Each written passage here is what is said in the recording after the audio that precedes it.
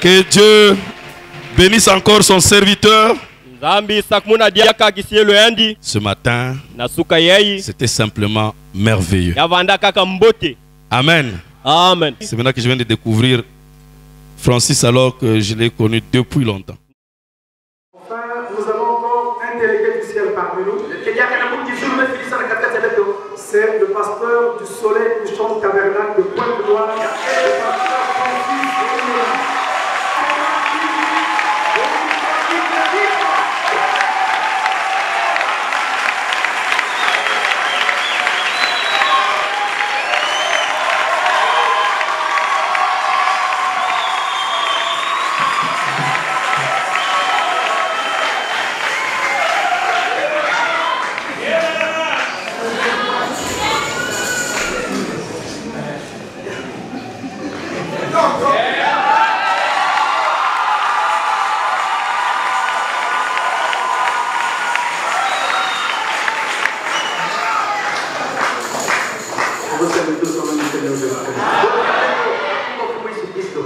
Je suis un peu étonné d'être ici. Donc il y a plus de tout moment dans la voie, parce que d'habitude je ne sors pas. Ça, je suis étonné pour mon frère, un frère pour ma voix.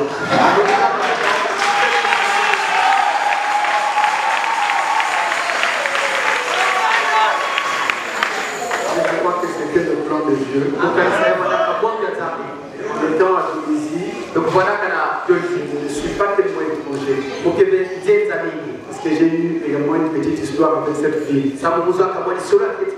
J'ai vécu ici dans mon enfance. J'ai fait ma classe de CM2 ici.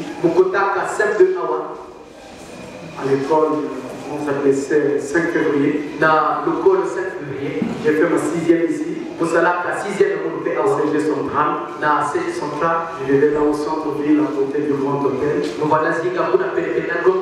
maison qui est juste à côte du Grand Hôtel. Moi, il y a c'est là où je vivais. Mon frère a voulu que je vienne. Il n'a pas fait de la catastrophe. Je me suis dit, je vais aller retrouver une partie des souvenirs de mon enfance. Et pour rendre cela un peu plus réel pour moi, j'ai donc voulu être logé à côté de la maison où je suis. Pour cela, pour que je me sente un peu mieux.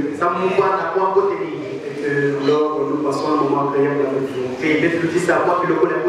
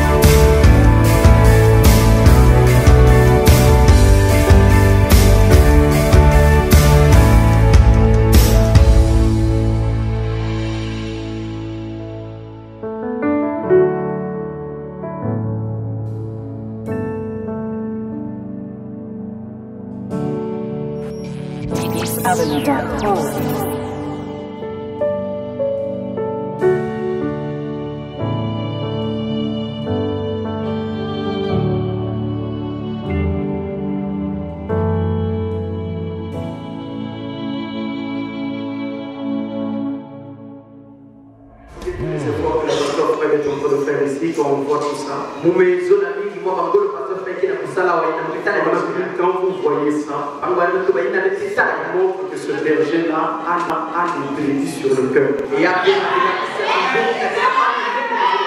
que Dieu vous bénisse.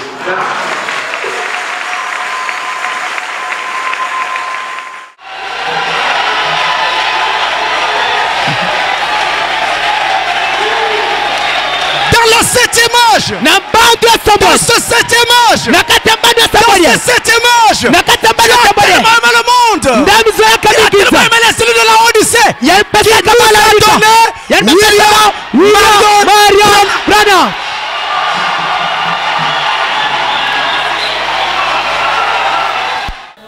Dieu notre Père Céleste, nous te sommes reconnaissants pour l'occasion que tu nous accordes encore de venir ici et de sanctifier ton nom en apportant ta parole. Seigneur, nous ne pouvons pas.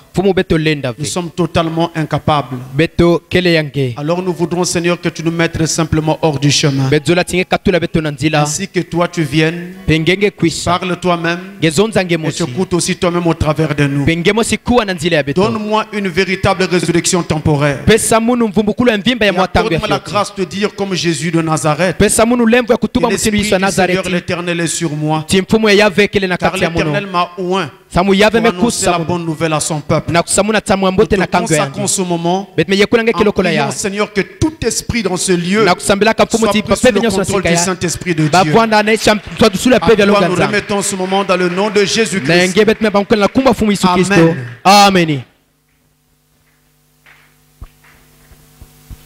Je vous salue tous au nom du Seigneur Jésus-Christ. Et une salutation spéciale à tous ces grands serviteurs de Dieu qui sont réunis ici. Nous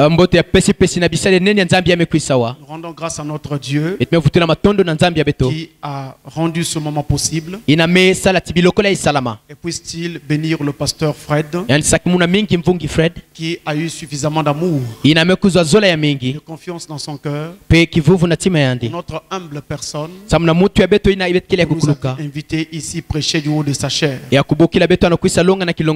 crois que c'est la parole qui nous rassemble. Comme nous sommes ici pour la parole, alors donnons la priorité à la parole. Nous allons nous lever et prendre nos Bibles. Je vais prendre un tout petit passage dans le Nouveau Testament. Jean au chapitre 3. Et au verset 16. Jean 3 verset 16. Alors nous lisons au nom du Seigneur Jésus-Christ.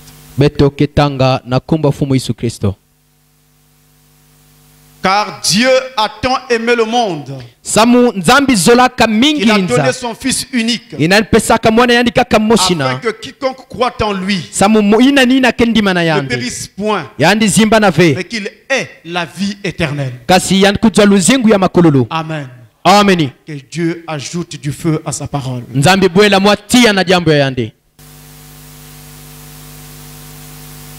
Le passage que je viens de lire nous parle directement, comme vous le constatez, de l'amour de Dieu. Cela revient à dire qu'aujourd'hui, je voudrais parler à l'occasion de cette convention sur l'amour divin.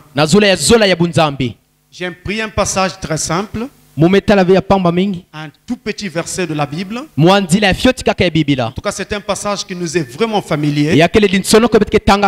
C'est un passage que tout enfant qui est dans cette audience ce soir a reçu le moindre enseignement biblique. En tout cas, serait capable de répéter par cœur. C'est un passage qui nous est vraiment commun. C'est quelque chose que nous partageons ensemble. Frère Branham, quand il parlait de ce passage, Jean 3 verset 16, il y a la coutume de l'appeler la règle d'or. C'est la règle d'or. C'est comme ça que Frère Branham avait coutume de l'appeler. Pendant quelques minutes, nous allons essayer de nous entretenir sur l'amour de Dieu. Certainement que mes prédécesseurs ont déjà apporté des choses sur l'amour divin. Parlons de la pierre fêtière. Beaucoup de choses en rapport avec cela. Mais cela n'est pas un problème. Vous trouverez dans la Bible beaucoup de répétitions. L'Ancien au Nouveau Testament. Dieu dit et il redit. Il dit et il redit. Ça a une raison d'être. Amen. Et je crois que les enfants de Dieu ne vont pas se fatiguer si nous redisons quelque chose qui a déjà été dit. Puisse Dieu bénir tous ces serviteurs qui sont passés avant et qui ont fait un travail remarquable. Vraiment, je vous en prie, avant de commencer, que nous acclamons le Seigneur pour ce qu'il fait.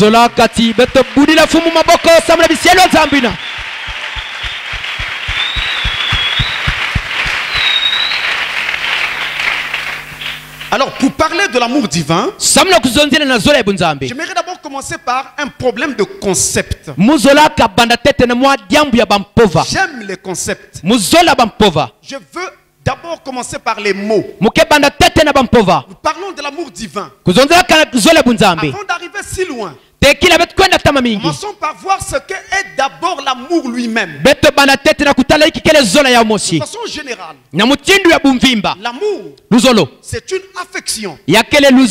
Une affection, un sentiment d'affection. C'est tout simplement un sentiment d'affection. C'est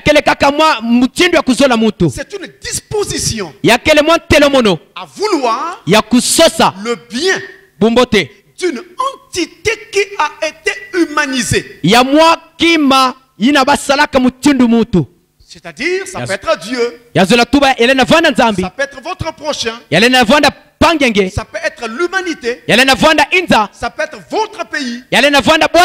Votre patrie. Et dans ce cas-là, on parlera de l'amour de la patrie. C'est ça l'amour. C'est un sentiment d'affection. Et aimer, c'est donc en fait penser à. Penser à.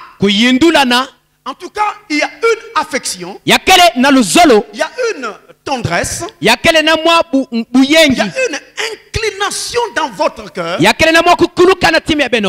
d'une personne ou vis-à-vis d'une chose, vis-à-vis d'une certaine entité. Et Frère Branham nous dit ceci dans la prédication, Hébreux chapitre 6, deuxième partie, paragraphe 257. Le prophète nous dit, prenons l'esprit d'amour qui était la grande fontaine de Dieu, pure et saine. De là est venu l'amour perverti. Alors cela est devenu l'amour humain. Puis cela est devenu l'amour sexuel. Puis cela a donné d'autres formes d'amour. D'autres formes d'amour. Des formes et des formes d'amour. Je souligne cela. Et cela a simplement continué à se pervertir pour aboutir finalement à la souillure. Mais toutes ces choses ont eu un commencement. Et un jour, cela retournera carrément à l'original qui est éternel. Là où la convoitise, l'amour humain, la passion, toutes ces formes d'amour devront cesser.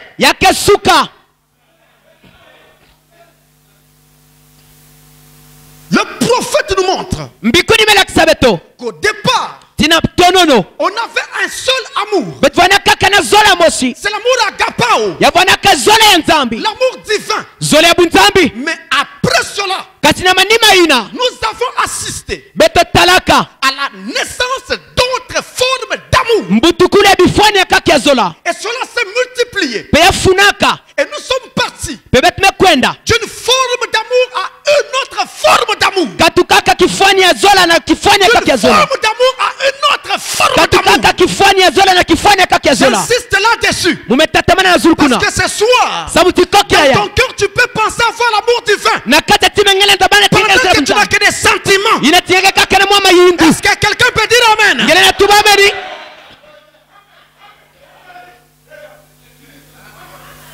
Et quand nous examinons et nous scrutons les Écritures de l'Ancien au Nouveau Testament, j'ai recensé au travers de ces formes d'amour dont parle Frère Branham 5 formes d'amour de l'Ancien au Nouveau Testament. 5 formes d'amour. La première forme d'amour, les Hébreux l'appelaient arabe. Je suis en langue hébraïque. A-H-A-B-H. C'est la première forme d'amour que vous trouvez dans l'Ancien Testament. Dans votre Bible, c'est déjà traduit en français. Dans la Bible hébraïque, c'est ce mot-là qui est utilisé. Et arabe veut dire l'amour. Mais les Hébreux ne l'utilisaient pas n'importe comment. Ils parlaient de l'amour arabe. Ils parlaient de l'amour que quelqu'un peut avoir pour de la nourriture. Manger. Et c'est l'amour divin.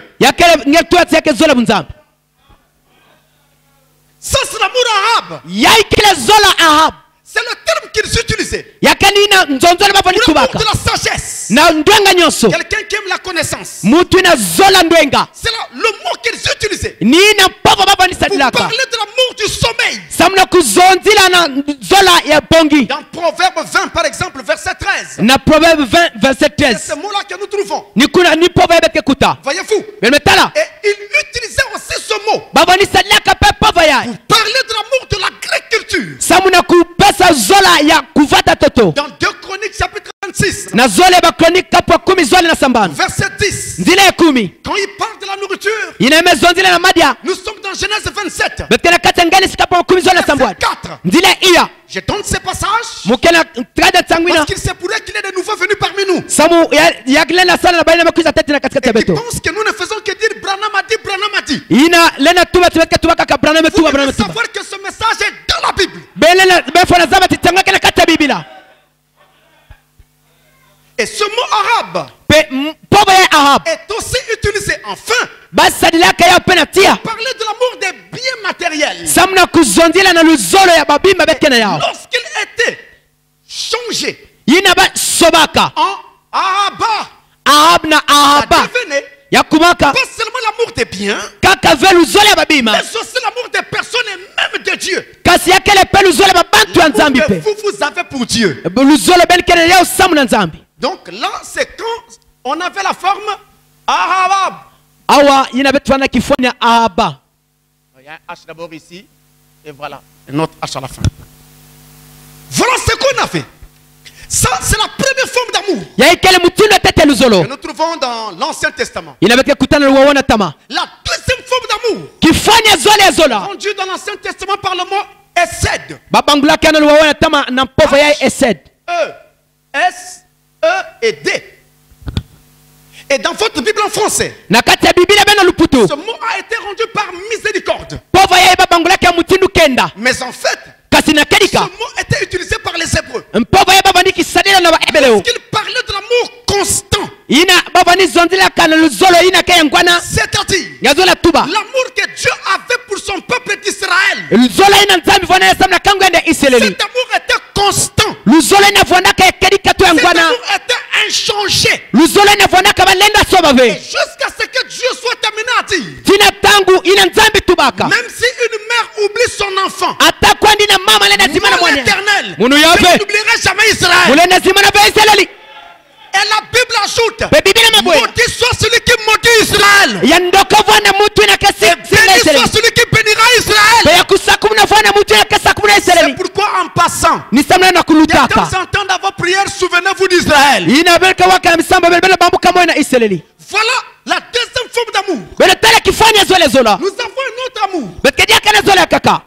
Toujours dans l'Ancien Testament. C'est l'amour d'eau. Cet amour-là est utilisé. Les Hébreux utilisaient ce mot d'eau pour parler de l'amour. En tout cas, de l'amour qui se rapporte essentiellement au désir sexuel. C'est ce que nous trouvons dans le livre des Cantiques. À ne pas confondre l'amour divin qui nous rassemble ici. L'amour d'eau. Ce n'est pas la même chose. D'eau. C'est l'amour sexuel.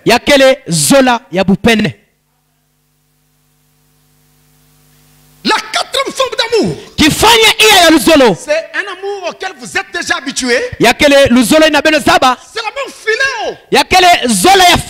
Et là, nous avons quitté l'Ancien Testament. Nous sommes maintenant dans le Nouveau Testament. Je précise, la Bible a été écrite en deux langues. L'Ancien Testament en hébreu, le Nouveau Testament en grec. Avec philéo, nous sommes en grec. Et ici, il s'agit de l'amour humain. L'amour que vous avez pour vos enfants. L'amour que vous avez pour votre frère. La chair. L'amour que vous avez pour quelqu'un. Un ami charnel. C'est le philéo. C'est l'amour humain. C'est la quatrième forme d'amour. Dont parle la Bible. La cinquième forme. Et donc la dernière, c'est l'amour agapao. C'est-à-dire l'amour divin. Là encore, nous sommes en grec. Nous sommes dans le Nouveau Testament. C'est là qu'on parle de ces différents amours. Si vous voulez de ces différentes formes d'amour. Alors Frère Branham parle d'un mariage et divorce. Paragraphe 76. Vous avez par exemple l'emploi de ces deux mots. Le philéo, l'agapao. Ce n'est pas Branham qui a fabriqué ces mots. Ces mots existaient déjà. Branham n'a fait que les prendre en grec. Et nous les a donnés. Voilà les 5 formes d'amour que nous avons dans la Bible. Peut-être que vous êtes quelque part. Les 5 là. Tu peux être l'amour arabe. Peut-être ado. Si tu as ado, vous comprenez vous-même. Mais vous ne pouvez pas être à Essed. Ça c'est pour Israël. Amen. Ce sont là les différentes formes d'amour que nous avons dans l'Écriture. De l'Ancien au Nouveau Testament. Et nous voulons donc nous appesantir sur le dernier. L'agapao, qui est l'amour divin. L'un des thèmes de notre convention. Et c'est pour dire tout de suite. Et éviter toute tergiversation. L'amour agapao. L'amour divin. C'est Dieu lui-même. Dieu lui-même. 1 Jean chapitre 4. Verset 8. Dieu est amour. Dans la Bible, ils utilisent le verbe être. C'est un verbe d'état. Peut-être qu'il y a des enseignants ici. Et ce verbe-là nous indique l'état d'une personne ou d'une chose. Dieu est amour. C'est son état. C'est son essence. C'est qu'il est réellement. Vous ne vous rapprocherez jamais de Dieu sans l'amour. Parce qu'il est amour. S'il y a quelqu'un avec lequel vous ne parlez plus, saluez tout le monde, mais sauf cette personne. Quelque chose qui ne va pas. Que cette personne soit un frère, une soeur, même païen. Jésus a dit, vous saluez seulement vos frères. Qu'est-ce que vous faites de bien? Il y a des frères en Christ ici qui ne s'entendent plus avec leur famille. Et ils mettent ça au nom du message. Non, à cause du message, ils ne m'aimaient plus, ils m'ont rejeté. C'est une fausse histoire, mes frères. Et à partir de cette convention, ça doit s'arrêter. C'est pour cela que beaucoup de nos parents ne croient pas. Parce qu'il ne faut pas cet amour à nous. Alors qu'il y a longtemps qu'ils auraient suivi notre Dieu. Dieu est amour. Et Jésus a opposé cet amour divin à l'amour filéo. Dans Jean chapitre 21, quand il parle à Pierre juste avant de partir, en lui disant, Pierre, m'aimes-tu? Nous sommes dans Jean 21. Je pose la question à Pierre 3 fois. Les 2 premières fois, il utilise le mot agapao. Pierre, m'aimes-tu? En utilisant le mot agapao, m'aimes-tu de l'amour divin? Est-ce que tu m'aimes réellement? Pierre, en répondant, les 2 premières fois, il dit oui Seigneur, je t'aime. Mais seulement c'était faux. Ça sonnait très mal aux oreilles de Jésus. Parce que en grec, quand Pierre dit oui Seigneur, je t'aime, il n'utilise pas le même mot que Jésus. Il utilise un autre mot. Il utilise le mot philéo. C'est qu'il revient à dire qu'il répondait à Jésus. Oui Seigneur, j'ai de l'amitié pour toi. C'est pas ça la question de Jésus. Jésus avait demandé s'il l'aimait. Lui répondait, oui, j'ai de l'amitié pour toi. Ce soir, je voudrais dire, mes frères, nous n'avons plus besoin de frères qui sympathisent avec le message. Est-ce que quelqu'un dit amen? Nous avons besoin des gens qui vont aimer ce message au point de donner leur vie pour ce message.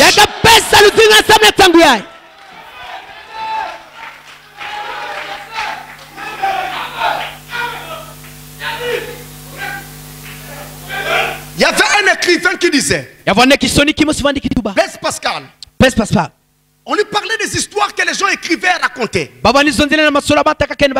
disait, je ne crois pas toutes les histoires que les gens racontent. Je ne crois que les histoires que les gens racontent, mais des histoires pour lesquelles celui qui les raconte sera capable de se donner la mort pour défendre ce qu'il dit. Et ça nous a beaucoup manqué.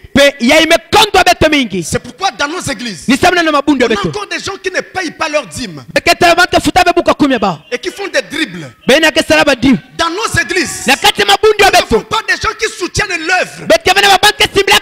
Dans nos familles, nous dépensons. À l'église, nous n'avons plus rien. De quoi s'agit-il? Les gens ne sont pas prêts à mourir avec ce message. Mais je crois aussi qu'il y a des élus de Dieu qui accepteront de mourir avec ce message.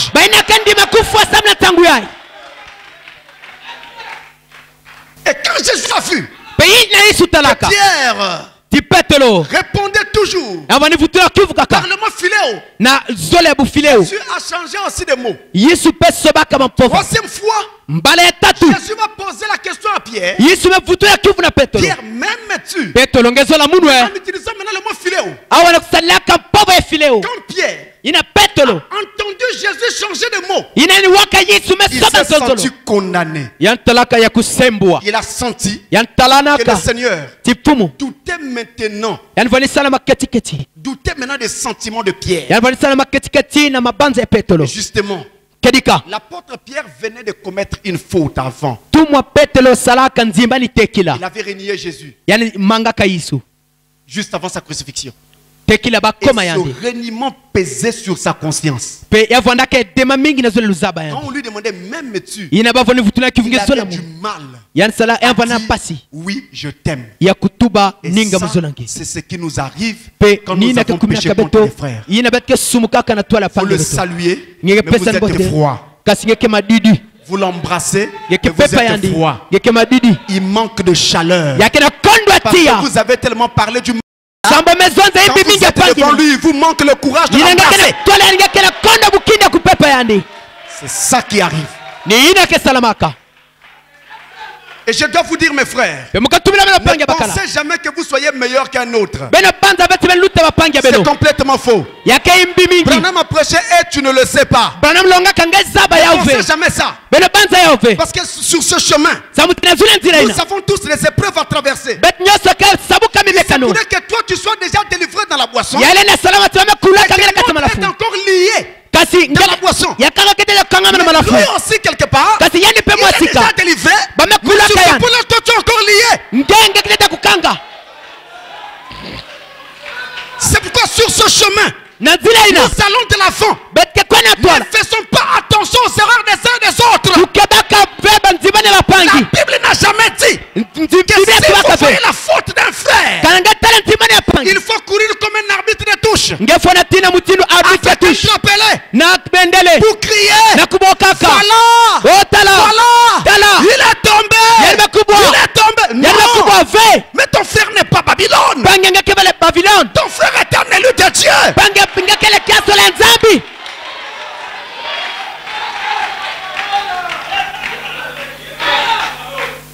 L'amour agapao repose entièrement sur la volonté, moins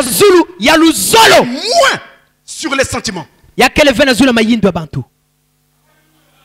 Pendant que le filéo repose sur les sentiments, les sentiments dans les filéos. Ne me fais pas ça. Tu vois, frère, tu te rappelles, non? Moi j'avais fait ceci pour toi. Alors à cause des sentiments, ça c'est l'amour filéo. Mais l'agapao repose sur la volonté. La volonté de Dieu.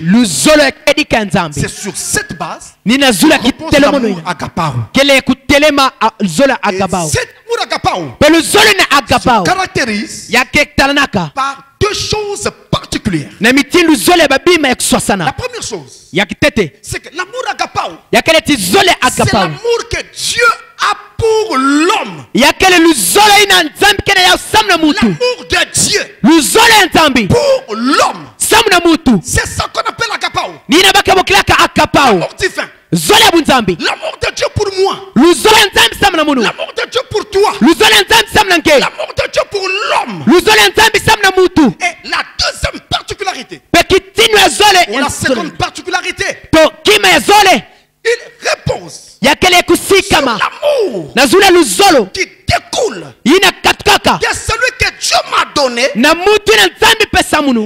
que je peux alors donner aux autres. C'est-à-dire de l'amour que les hommes manifestent entre eux. À partir de l'amour divin que Dieu leur a manifesté. En d'autres termes, Dieu m'a aimé. Il m'a racheté. Il m'a sauvé. Maintenant, à partir de là, moi aussi en retour, je l'aime et je vais aimer mon prochain. C'est ça l'amour divin. l'aimer de l'amour de Dieu. Mon relation vont dépasser le stade du simple sentiment. De sorte que puisque je l'aime de l'amour de Dieu, si je le vois en erreur, gentiment, fraternellement, je viendrai vers lui et je lui dirai, frère, ça c'est une erreur, parce que l'amour de Dieu corrige.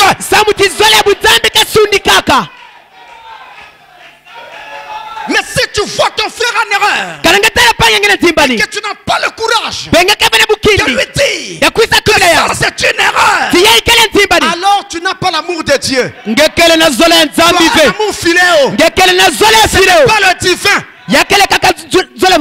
On a posé la question à Jésus. Quel est le plus grand commandement de la loi? Il a répondu, tu aimeras le Seigneur ton Dieu de tout ton cœur, de toute ton âme, de toutes tes forces. Et voici un autre qui s'ajoute à cela: tu aimeras ton prochain comme toi-même. Et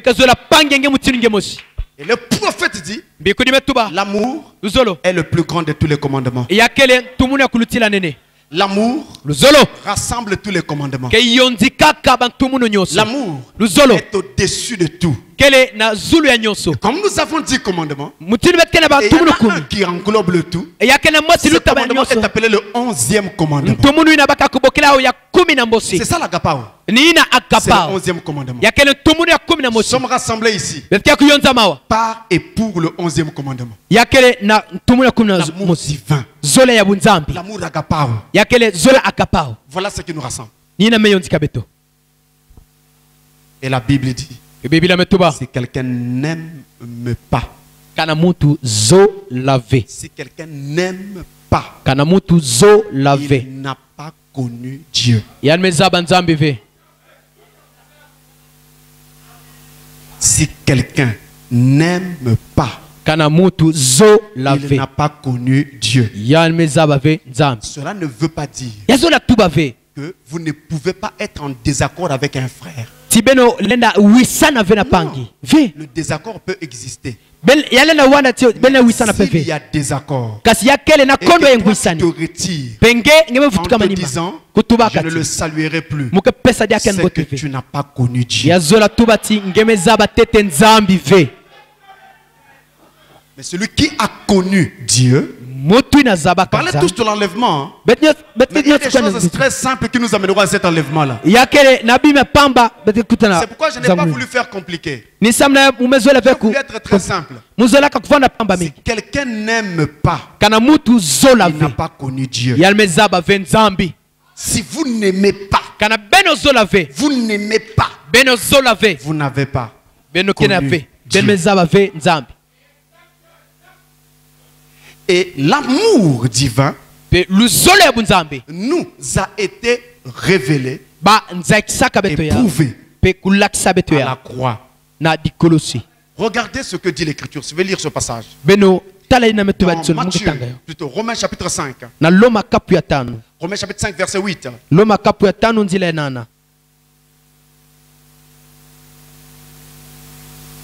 Romains 5 verset 8.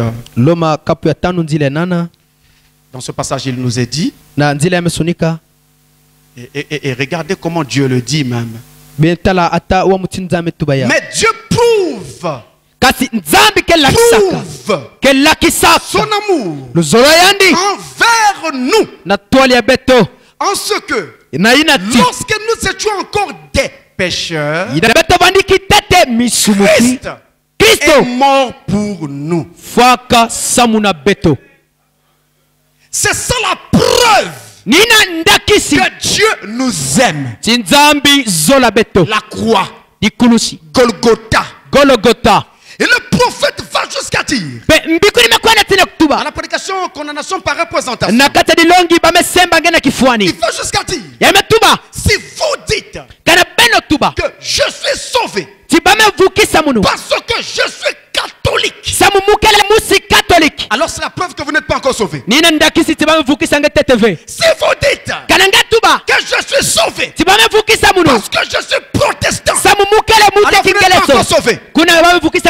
vous dites que je suis sauvé parce que ce membre de Amen Tabernacle, alors vous n'êtes pas encore sauvé. Votre salut ne repose pas sur une église. Quelqu'un peut dire Amen. Mais votre salut repose sur la croix de Golgotha. S'il n'était pas venu, nous ne serions pas ici. Vous dites Amen. C'est parce qu'il était venu. Et son amour nous a été prouvé à la croix. Quand il est mort pour nous. Mais notez maintenant, mes frères, c'est vrai que son amour nous est prouvé à la croix. Mais en réalité, si nous nous obtenons la révélation de l'heure, en fait son amour nous a été prouvé avant la fondation du monde. Avant que le monde ne soit créé. Parce que l'agneau n'a pas été immolé dans le temps. L'agneau a été immolé avant la fondation du monde. C'est là qu'il a prouvé son amour pour nous. C'est là qu'il nous aima. Faisons un tour là-bas, mes frères. Alléluia. Alléluia. Dans l'éternité, avant que nous ne venions sur la terre, la Bible dit, au commencement était la parole. Et la parole était avec Dieu. Et la parole était Dieu. Mais si au commencement était la parole, avant le commencement il y avait quoi? Avant le commencement, il y avait la pensée. Le grand esprit éternel. La grande fontaine d'amour. Qui rassemblait tous les attributs de Dieu. À ce temps-là, il n'y avait pas de terre. Il n'y avait pas d'air. Il n'y avait pas le premier atome de la poussière de l'univers. Il était le vide. Dans ce vide, il n'y avait rien. Dans ce rien, il y avait quelque chose. C'était le grand Elohim. La grande fontaine éternelle. Et nous étions en lui. Toi tu étais là. Toi aussi tu étais là. Moi aussi j'étais là. C'est pourquoi tu es ici d'ailleurs. Et quand nous étions là, nous étions sous la forme d'un attribut. Et Dieu, projetons dans sa pensée le film entier de toute l'humanité. Âge après âge. Âge après âge. Dispensation après dispensation. Il a vu ceux qui croiraient et ceux qui ne croiraient pas. Vous voyez mes frères, c'est pourquoi je voudrais vous dire, c'est très très important. Je voudrais vous dire, c'est très très important. Notre prédestination commence par la préconnaissance de Dieu. En d'autres termes, Dieu nous a connus d'avance par sa préconnaissance. Il nous a vu croire la parole dans l'âge dans lequel on était manifesté. À cause de cette préconnaissance, cette préconnaissance de Dieu, qu'est-ce que Dieu fit? À partir de sa préconnaissance, il fit deuxièmement une présélection. Il choisit d'avance la préconnaissance. Maintenant à la présélection. Alléluia. Alléluia. Il a choisi d'avance. Il a déterminé d'avance ceux qui seraient sauvés et ceux qui ne le seraient pas. À partir de là, il a fait un pas en avant. Après avoir présélectionné, qu'est-ce qu'il a fait? Il a préordonné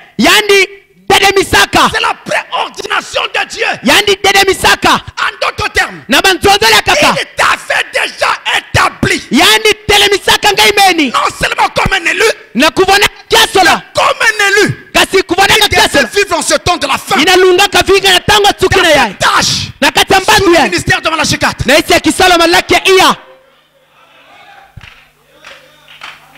Vous n'avez pas choisi de naître dans le 20e et 21e siècle. C'est le choix de Dieu. C'est une préordination. À partir de cette préordination, nous sommes arrivés à la 4e étape. La prédestination. C'est-à-dire l'élection. Nous avons donc été élus. Sa préconnaissance l'amena à nous présélectionner. La présélection. Notre préordination. Sa préordination.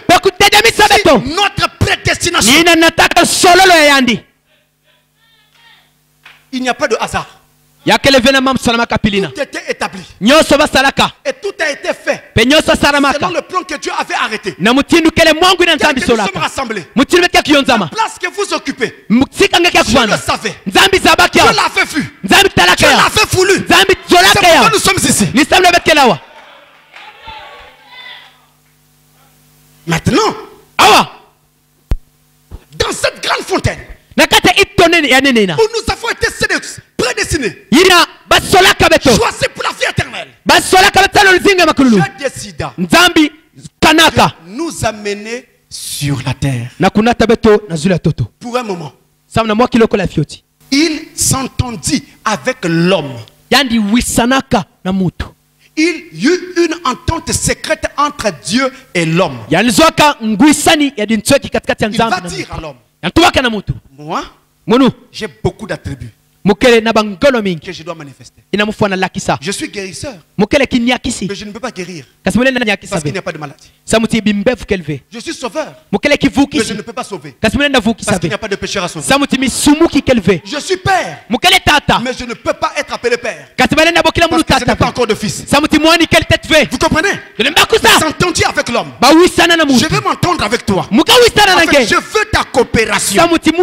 Je veux que tu m'aides. Je veux faire semblant de te laisser tomber. Et quand le temps viendra, je viendrai te relever de ta chute. Je veux mettre en toi la chute. Et je veux garder à moi le rachat. Quand le temps viendra, j'accomplis ce rachat. L'homme accepta. Alors la descente commença. Alléluia. Amen. Nous partîmes dans la grande fontaine éternelle. Cette grande fontaine d'amour. On appelle encore la fontaine de l'amour agapao. Nous sortîmes de là. C'était comme un grand océan. Nous sortîmes de sa présence. Ce grand océan d'amour. Pour nous comme une sorte de mer. Et c'est en descendant, ça devient comme un fleuve. En descendant, ça devient comme une rivière. En descendant, ça devient un petit ruisseau. En descendant, ça n'était plus que l'ombre de cet amour. En descendant, ça devient l'ombre de l'ombre. En descendant, ça devient l'ombre de l'ombre de l'ombre. Et sur la terre, nous avions perdu cet amour. Et nous ne savions plus ce que c'était que aimer. Nous pensions qu'on ne doit aimer que ceux qui vous font du bien. Et qu'on doit haïr tous ceux qui vous haïssent. L'homme a glissé dans la haine. L'homme a glissé dans la jalousie. L'homme a glissé dans les comparaisons. L'homme a glissé dans les disputes. L'homme a glissé dans les querelles. L'homme est rentré dans la nuit des temps. Il était complètement confus. La situation était grave et exigeait la descente d'un parent rédempteur. Parce que c'était grave. L'homme était très loin de Dieu. Il fallait un rédempteur. Mais tout homme avait corrompu sa voix. Aucun homme ne peut mourir pour son frère et le sauver. Mais frère, croyez-moi et comprenez-moi bien. Dans cette affaire du salut, il n'y a personne d'autre en dehors de Jésus de Nazareth. Si vous le croyez, dites Amen.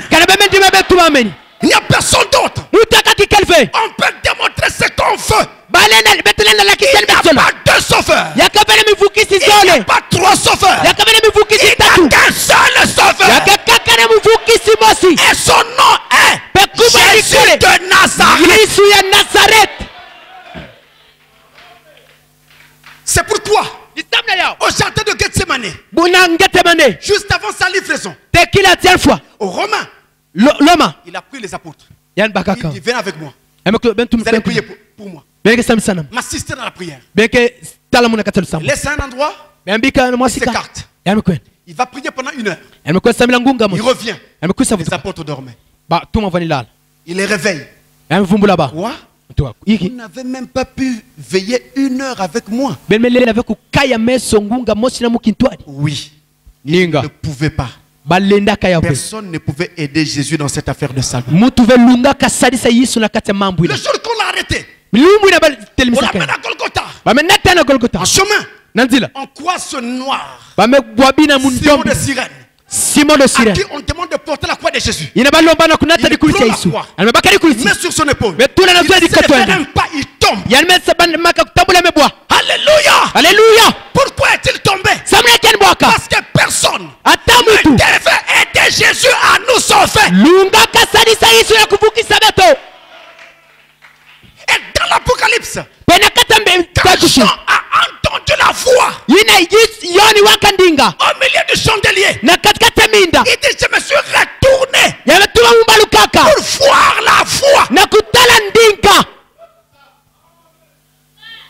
Et quand il vit, c'était un homme au milieu du chandelier. Il partait de la première lampe, allait vers la 7e. Il n'était pas 2, il n'était pas 3, il était seul. T'es à Laodicée. Est-ce que quelqu'un dit Amen? Jésus seul, comme aucun homme ne pouvait sauver l'homme, alors Dieu décida d'envoyer le Rédempteur, le Shiloh, le Goël, le Rédempteur d'Israël. L'homme ne pouvant pas sauver son frère, Dieu a revêtu l'humanité. Il a déployé sa tente au milieu de nous. Et il vint pour nous sauver à la croix de Golgotha. La Bible dit, et je voudrais que les protestants et les catholiques qui sont ici m'entendent bien, parce que je sais qu'il y a de nouveaux venus parmi nous. La Bible dit qu'il est mort à notre place sur le bois du Calvaire. La Bible dit qu'il a payé le prix pour nous. Il a payé le prix pour nos péchés. Je pose une question simple. Pourquoi a-t-il payé le prix pour des péchés qu'il n'avait pas commis? C'est nous qui avons péché, pas lui. Et la Bible dit, l'âme qui pêche, c'est celle qui mourra. Mais pourquoi ce n'est pas nous qui avons payé de la mort? C'est lui qui meurt à notre place à la croix.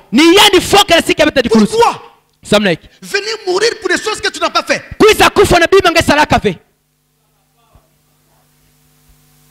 C'était l'entente du commencement. En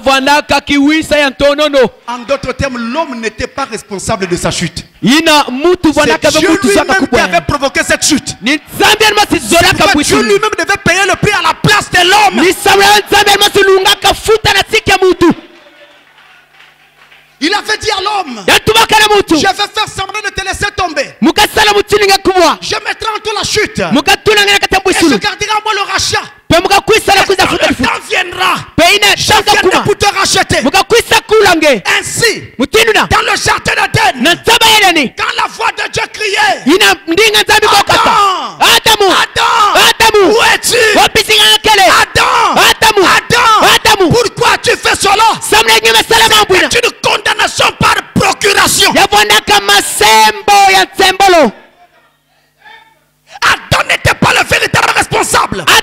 C'est pourquoi Dieu est mort à notre place. Il est mort à la place d'Adam. Parce que c'est lui qui l'avait voulu. C'est ça la réponse. Alléluia. Alléluia. Maintenant, à partir de Golgotha, Banda Golgotha, l'amour qui avait été perdu quand nous sommes venus sur la terre, et où il ne restait plus que l'ombre de l'ombre de l'ombre, nous a alors été ramenés dans nos cœurs. Romains 5. Verset 5 déclare: l'amour de Dieu a été répandu dans nos cœurs par le Saint-Esprit qui nous a été donné le jour de la Pentecôte. Est-ce que là nous sommes d'accord, mes frères? Est-ce que jusqu'ici nous sommes d'accord? Mais seulement cet amour-là qui est venu à Golgotha n'était pas parfait. Il n'était pas suffisant. Avec cet amour, on ne pouvait pas être enlevé. Ce n'était pas suffisant. Ce n'était pas suffisant. On a posé la question à Frère Branham. Frère Branham, comment un homme peut faire aller plus profondément dans l'amour divin? Il répond: lisez la parole et priez. Lisez la parole. Si je lis la parole, si j'ai davantage de paroles, je vais aller plus profondément dans l'amour de Dieu. Nous avons dit, et c'est ici le fait, mes frères, nous avons dit que Dieu est amour. 1 Jean 4 verset 8. Dieu est amour. Mais nous savons aussi que Dieu est la parole. Jean chapitre 1 verset 1. Le prophète dit: vous ne pouvez pas dissocier Dieu de sa parole. Il est la parole. S'il est amour et s'il est la parole, nous pouvons conclure que la parole de Dieu, c'est sur l'amour agapao. En d'autres termes, si vous n'avez pas de parole, vous n'aurez pas de Dieu et pas d'amour. Si vous avez peu de parole, vous aurez peu de Dieu et peu d'amour. Mais si vous avez beaucoup de paroles, vous aurez la plénitude de Dieu et l'amour agapao.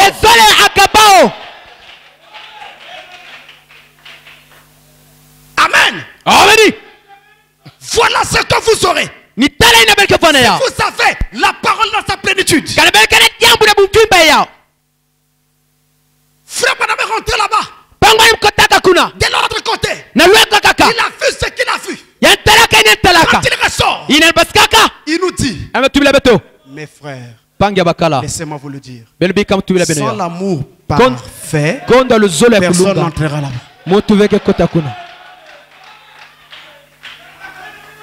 Sans l'amour parfait, où trouverons-nous cet amour parfait? Si l'exigence de Dieu, c'est l'amour parfait, pour montrer là-haut, alors Dieu lui-même devait pouvoir à cette exigence afin que nous entrions. Amen. C'est pourquoi il dit à Daniel, Daniel seul le livre jusqu'au temps de la fin. Plusieurs alors le liront et la connaissance augmentera.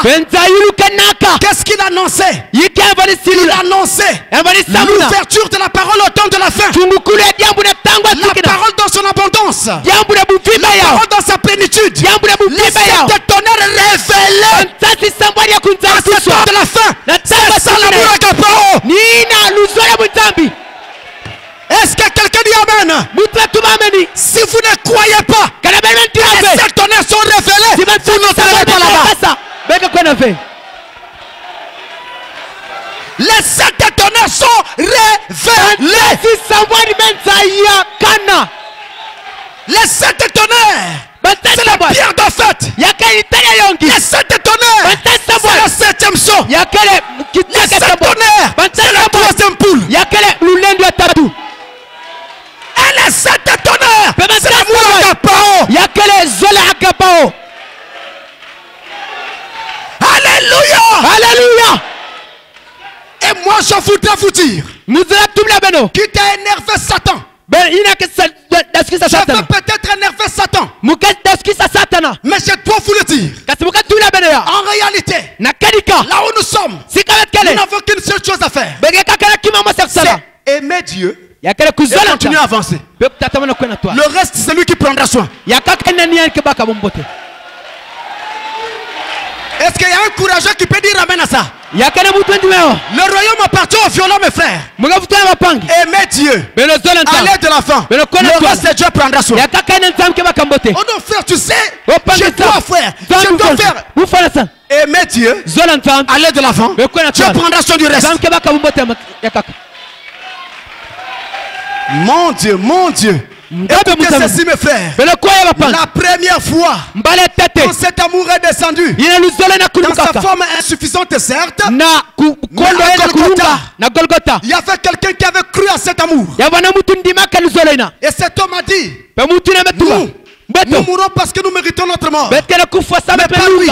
En d'autres termes, il le croyait. Il le reconnaissait. À l'heure de la mort. Et une parole lui avait été dite. Il lui avait été dit. À cause de ça. À cause de ta croyance. À cause de ta foi. À cause de ça. Aujourd'hui. Aujourd'hui. Pas demain. Aujourd'hui. Tu seras avec moi dans le paradis.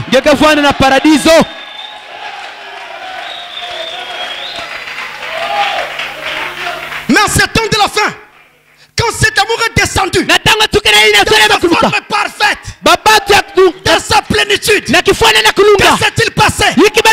Tous ceux qui ont cru à ça, qu'est-ce qui a été dit? On a dit à Abraham, quand il était entré là-bas, on lui a dit, tout ce que tu as aimé, et tous ceux qui t'ont aimé,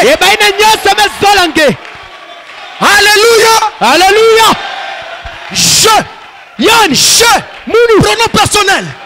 Je te les donne ici.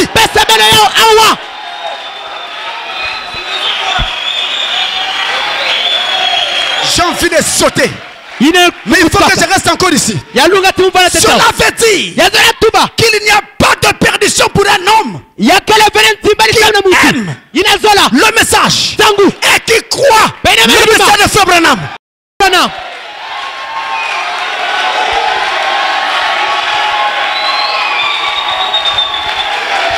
C'est pourquoi je dis et j'aurais dit, je crois que je rentrerai au ciel.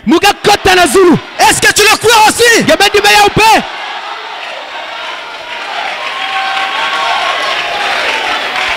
Tel que nous sommes là, nous n'avons plus de place en enfer.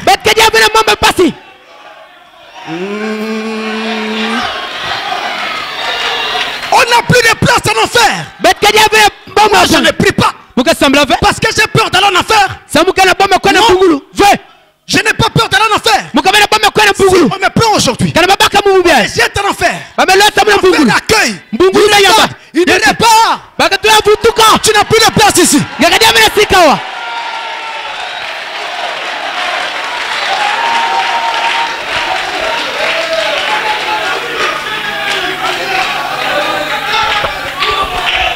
Tous ceux que tu as aimés, et tous ceux qui t'ont aimé,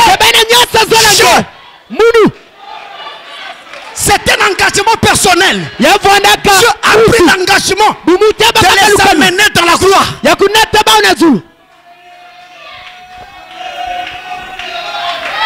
Alléluia. Alléluia. Je suis en route vers Canaan. Je suis en route vers Canaan. Je marche vers Canaan. Je marche vers Canaan.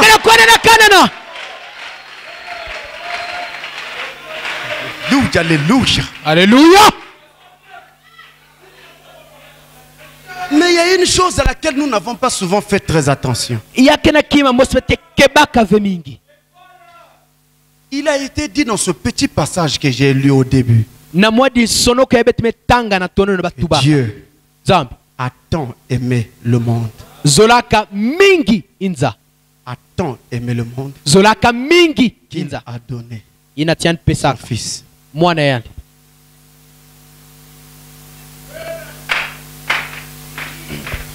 Ça, c'était pour le monde entier.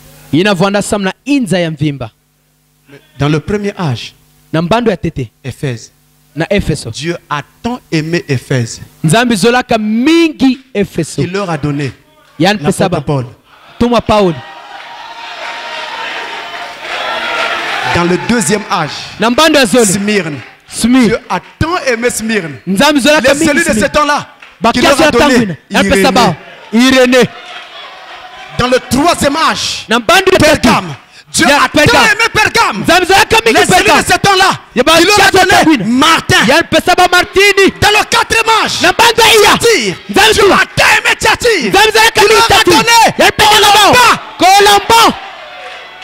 Dans le cinquième âge, Sardes, Dieu a tant aimé Sardes, il leur a donné Luther.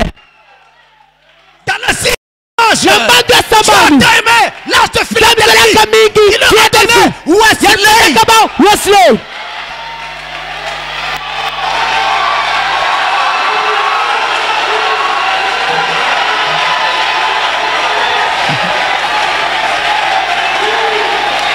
Dans le septième âge, dans ce septième âge, Dieu a tellement aimé le monde, il a tellement aimé les cellules de la Odyssée, qu'il nous a donné William Marion Branham.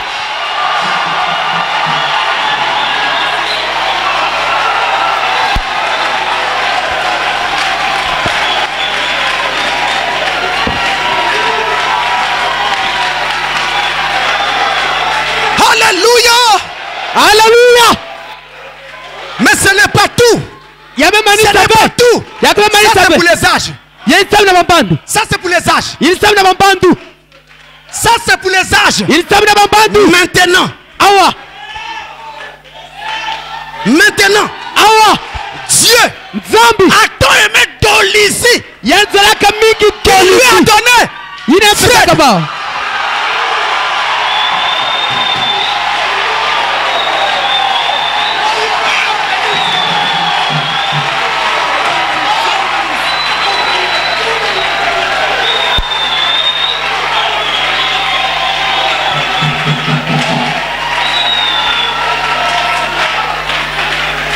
Alléluia! Alléluia! À Pointe-Noire! Dieu a tellement aimé Pointe-Noire! Il leur a donné Pasteur Bati! Il leur a donné!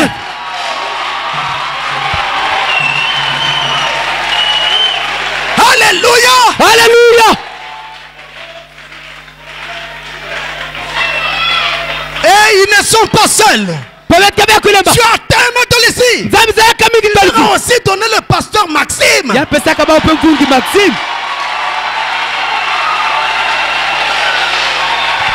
Alléluia. Alléluia. Maxime.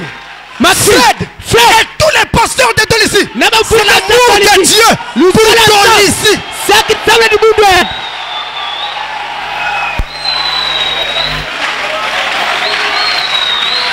Il ne me reste plus qu'à vous dire ce que l'apôtre Jean a dit.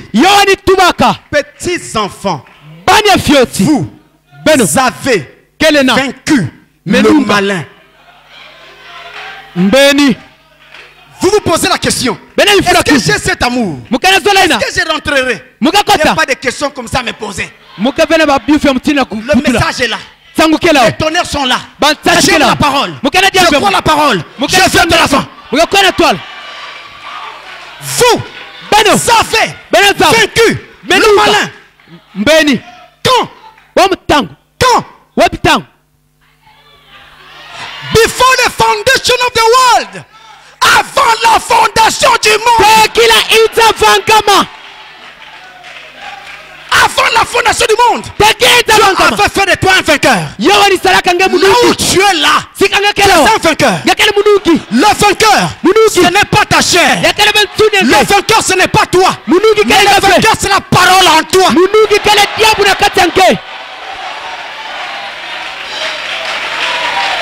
Dans la parole de Dieu, dans la parole, il n'y a pas de faiblesse. Amen. Le diable vous fait regarder à vos faiblesses. Tu avais fait. Si ce n'était que ça, personne ici n'allait rentrer. Alléluia. Alléluia. Nous allons rentrer. Je dis. Je redis, nous allons rentrer. Frère Branham va jusqu'à lâcher la bombe que voici. Je termine. Frère Branham dit, Dieu tient à votre salut. À cause de ça, lui-même, il choisit une église pour vous. C'est dans parole parler, c'est mon originel. Il choisit une église pour vous. Il veille sur vos pas. Il inspire les enseignements de votre pasteur. Mais quand il constate que tu ne marches pas trop, tu es toujours en train de buter à la même épreuve. Les pasteurs vous ont toujours dit, il va te prendre, il va te casser la patte et te mettre autour du cou. Oui, c'est vrai, mais ce n'est pas tout. Il y a autre chose. Il est aussi dit, tu ne peux pas. Il vient, il te prend. Il te soulève, il te fait traverser l'épreuve, il te redépose et te laisse continuer. Parce que vous êtes sa fille, parce que vous êtes son fils. Que Dieu vous bénisse.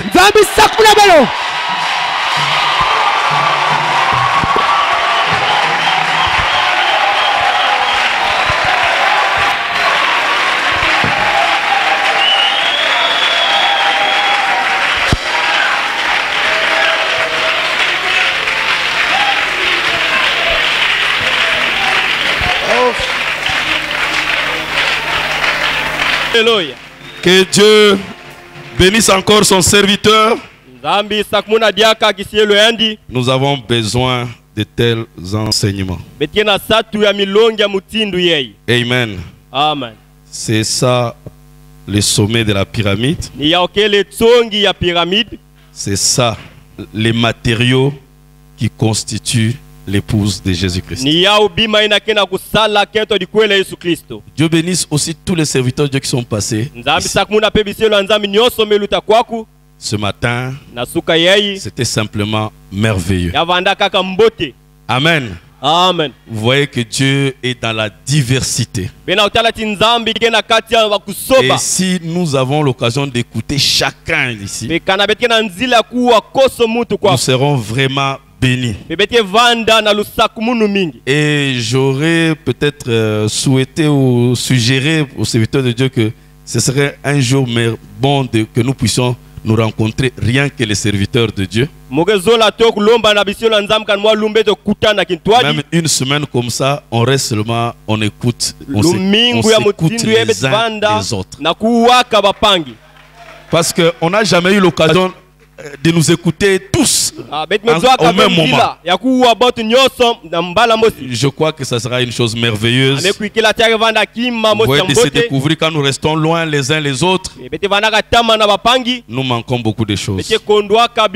Comme aujourd'hui, c'est maintenant que je viens de découvrir Francis alors que je l'ai connu depuis longtemps. Et voyez-vous combien de choses j'ai manqué tout ce temps que je l'ai gardé très loin de moi. Même chose avec Bateta et tous les autres qui sont passés ici. Pasteur Kassongo, je le connais déjà, mais hier je l'ai découvert sous une autre forme. Voyez-vous, c'est merveilleux. Amen. Amen. Et Zengele et tout le monde. Et comment il a soumoné ici.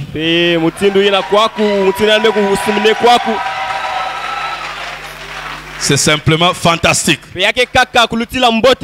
Et que Dieu bénisse tous les serviteurs de Dieu qui sont ici. Amen. Amen. Pour Fred, je ne sais pas comment le remercier. Omar racontait une histoire que j'ai entendue. C'est une histoire de seconde main. Mais c'est une histoire vraie. Alors je la répète. Mais je l'ai entendu de quelqu'un, d'un serviteur de Dieu. Il dit que quand on classait les grands hommes du siècle, quand le siècle est en train de se terminer, on a mis les boxeurs du siècle, les ceci des siècles, les musiciens. Alors, on a parlé du joueur du siècle, c'était Pelé. Et paraît-il, pendant tous les là où il a joué, il a marqué soi-disant 1000 buts. Mais il dit que le dernier but, c'était le top. Il dit qu'il était au centre. Il a damé le ballon comme ça. Il a dépassé l'adversaire. Et il a tourné. Il a dribblé. Il a dribblé. Il s'est retrouvé en face de qui gardien. Et il a damé comme ça le ballon. Et le ballon est passé au-dessus du gardien. Le gardien a tourné, regardé. Et Pelé a marqué. Il dit les supporters de leur équipe ont commencé à applaudir. L'équipe adverse a applaudi. L'arbitre a applaudi. L'équipe même qui jouait. Et le gardien a applaudi. J'aimerais dire à Fred que le but qu'il vient de marquer, même Satan a applaudi.